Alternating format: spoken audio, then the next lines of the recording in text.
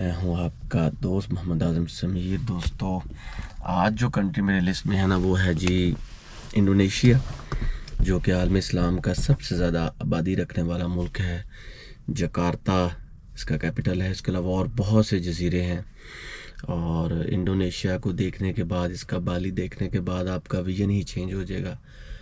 Malaysia, Indonesia और Brunei Darussalam, ये तीन ऐसे कंट्री हैं दोस्तों, और मे भी सिंगापुर भी। इनको जब आप देखते हैं तो आपको ऐसे लगता है कि आप जजीरों की दुनिया में आ गए हैं। बहुत ज़्यादा तादाद में जजीरे हैं।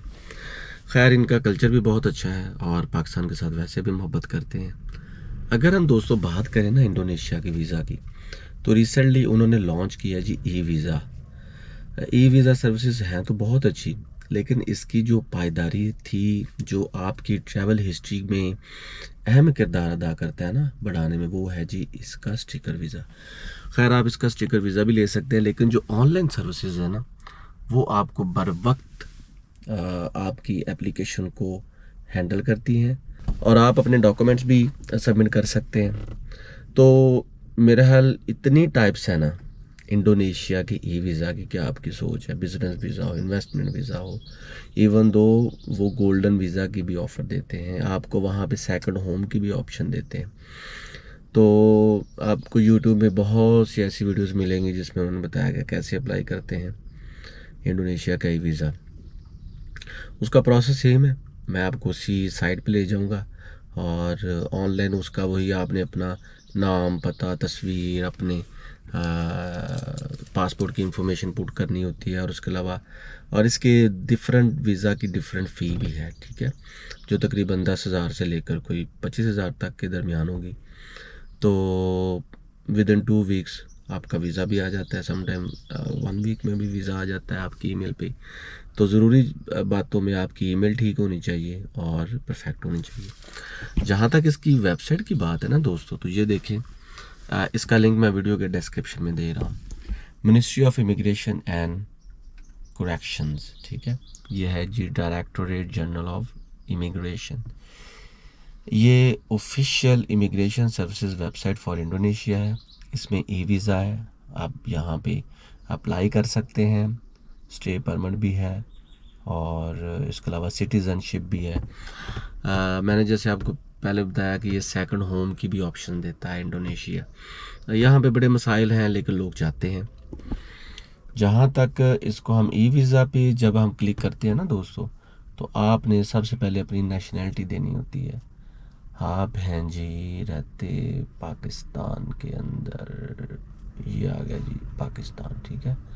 उसके बाद ये देखें, इतनी टाइप्स हैं ना, investment, business, government, golden visa, ये देखें, ये गोल्डन वीज़ा, ये इसके अलावा है silver hair, second home, professional और एम्प्लॉयमेंट वीज़ा, जर्नलिस्ट और फिल्म के लिए भी जा सकते हैं, स्पोर्ट्स के लिए भी, परफॉर्मेंस के लिए भी जा सकते हैं आप।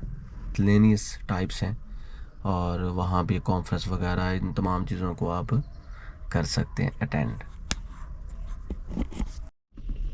तो दोस्तों, डिफरेंट वीज़ा की डिफरेंट रिक्वायरमेंट है। जर्नलिस्ट और film visa, study, courses, training, research, miscellaneous, ये सारे जितने भी टाइप्स हैं ना दोस्तों, आप इनके लिए अप्लाई कर सकते हैं फॉर ई वीज़ा।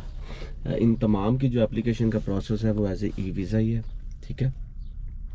बात करेंगे आपने अप्लाई कैसे करना है। पहली बात तो ये कि आपने अपनी वीज़ा टाइप को सिलेक्ट करना है। टूरिस्ट वीज़ा है, बिजनेस वीज़ा है, या स्टडी वीज़ा है, या कोर्सेज का वीज़ा है, या आपका सेकंड होम वीज़ा है, या गोल्डन वीज़ा के लिए अप्लाई कर रहे हैं। आपने अपना नाम, पता, पासपोर्ट, इन तमाम की इंफॉर्मेशन पुट करनी होती है, तस्वीर लगानी होती है, और उसके बाद आपने जब वो फॉर्म फिल कर देना है, आपकी ईमेल अथेंटिक होनी चाहिए। ये ना हो कि आप जो ईमेल दें उस पर वो आपको ई वीज़ा जो है जब ईमेल करें तो फिर आपको मुश्किल हो कि वो आपको पहुंचे ही ना। ये एक बहुत अहम बात है। किसी भी ई वीज़ा को अप्लाई करने के लिए दोस्तों, आपने वहाँ पे अपनी ईमेल को ठीक अथेंटिसाइज देना होता है, सही, ओरिजिनल, वरना आपका मसला बन सकता है। उसके बाद दोस्तों क्या होता है कि आपने जब ये पूरा फॉर्म फिल कर लिया, प्रोसेस को कंप्लीट कर लिया, फिर आपने करना होता है वेट, और उस वेट के दौरान आपका रिजेक्शन या एक्सेप्टेंस की ईमेल आपको आ सकती है। रिजेक्शन के चांसेस बहुत कम है अगर आपके पास ये डॉक्यूमेंट हो। दोस्तों, आपके पास वैलिड पासपोर्ट होना चाहिए अप टू 6 मंथ। उसके बाद आपकी बैंक स्टेटमेंट 5 से 10 लाख होनी चाहिए। उसके बाद आपकी कंफर्म रिटर्न टिकट। उसके बाद आपका वहाँ का होटल बुकिंग कंफर्म। इसके अलावा आपकी ट्रैवल हिस्ट्री। इसके अलावा आपके पास कार्ड होना चाहिए, कोरोना का सर्टिफिकेट होना चाहिए, प्लस आपके पास वैक्सीन के सर्टिफिकेट होने चाहिए। आपके पास क्रिमिनल रिकॉर्ड का सर्टिफिकेट होना चाहिए, FRC या MRC भी होना चाहिए। ये सीधा से डॉक्यूमेंट्स हैं जो आपने वहाँ पे अपलोड करने होते हैं। इनमें से कुछ ऐसे जो मैंने एक्स्ट्रा बता दिए हैं। डॉक्यूमेंट्स के साथ आप करेंगे अप्लाई, और अगर आपके पास इनविटेशन लेटर है तो वेल एंड गुड।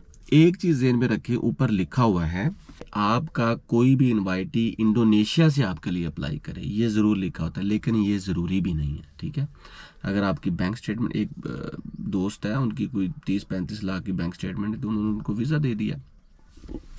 तो अगर आपके पास पैसे हो ना दोस्तों, तो फिर आपको कोई मसला नहीं होता। उनको पता होता है इसके पास एक्सपेंसेस हैं, ये खुद ही मीट कर सकता है। तो इन तमाम डॉक्यूमेंट्स के साथ आपने अप्लाई करना होता है। टाइप्स कुछ भी हो सकती है, टाइप कुछ भी हो सकती है। फॉर एग्जांपल, अगर स्टडी वीज़ा है तो आपके पास यूनिवर्सिटी का इनविटेशन लेटर होना चाहिए, एडमिशन लेटर होना चाहिए। कॉन्फ्रेंस वीज़ा है तो इनविटेशन लेटर होना चाहिए, प्लस आपके पास बिजनेस वीज़ा है तो जो वहाँ पे आपके लिए अप्लाई कर रहे हैं, वहाँ से आपके लिए अप्लाई कर रहे हैं, उनका भी इन्विटेशन लेटर होना चाहिए।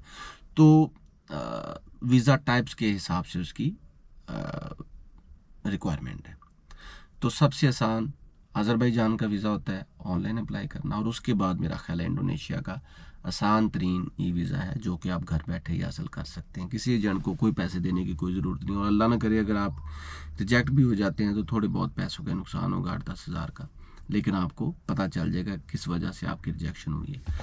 तो दोस्तों, आज के लिए बस इतना ही। मिलेंगे next country next visa index के साथ। तब तक के लिए मुझे दें इजाज़त। अपना रखें ख्याल। Thank you so much.